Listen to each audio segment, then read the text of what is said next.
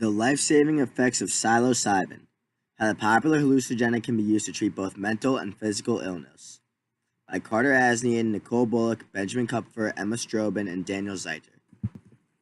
As we've already discussed throughout the semester, fungi are amazing organisms that are capable of producing extraordinary things. They can evolve to produce life-changing effects on the world we live in, and luckily, due to their constant change, psilocybin was naturally produced. Psilocybin potentially has many positive effects for users. Yet, unfortunately for most people, the use of magic mushrooms is restricted and the capabilities they possess are not fully understood. Psilocybin has been used in multiple cultures for over hundreds, possibly thousands of years in a variety of ways. Many records include the use of the mushroom in ceremonial and religious contexts. Possible examples of psilocybin use in these ancient practices were Mayan mushroom stones or Aztec Teonanactl or God's flesh. Various Old World European records describe the effects of psilocybin with little evidence to properly identifying the species. The effects of psilocybin are highly variable and depend on the mindset and environment in which the user has the experience, commonly referred to as settings. There are also physical effects when using psilocybin. These include things such as pupil dilation, changes in heart rate, changes in blood pressure, changes in stretch reflex, nausea, tremors, and dysmetria, which is the inability to properly direct or limit motions. Users may also have perceptual distortions, which include things like changes in the subjective experience of the passage of time, an increased sense of connection to others, nature, and the universe, intensified emotions, paranoia, and visual and auditory hallucinations. Psilocybin results in a large tolerance rapidly after as little as one use. This tolerance usually fades over time but can last anywhere from days to weeks depending on the quantity taken and personal factors like diet, weight, and current medications. Unlike other drugs, the use of psilocybin rarely leads to an increased drug dependence in later years and has not been shown to produce any physical dependence after initial use. Some research has been done in the past that has demonstrated the positive effects of psilocybin. One example of past research is the Marsh Chapel experiment. This experiment was conducted in 1962 at Boston University's Marsh Chapel.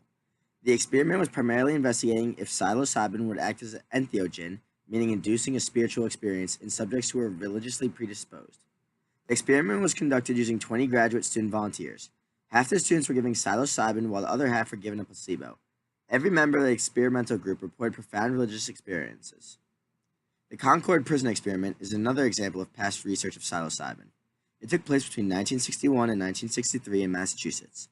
Its purpose was to see if psilocybin combined with psychotherapy would have any effect on the recidivism, recurrence of committing crime, of inmates once they were released from prison and put on parole.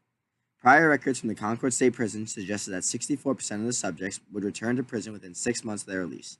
However, after 6 months of being released on parole, only 25% of the subjects in the experiment returned to prison, with only 2 prisoners returning for new offenses.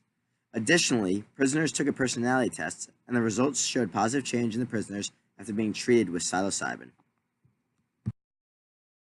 Along with those 2 very well-known experiments concerning psilocybin, much of today's psilocybin research focuses on the medicinal benefits of psilocybin.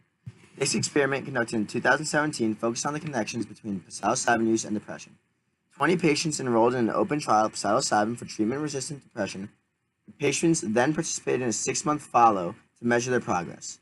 Patients also reported that conventional methods of treatment, such as therapy of medication, furthered their feelings of isolation while psilocybin strengthened their feelings of solidarity. The objective of this trial was to identify the value of psilocybin as a treatment for depression. Results from this trial showed that patients' attitudes about their depression switched from disconnection to acceptance following treatment with psilocybin.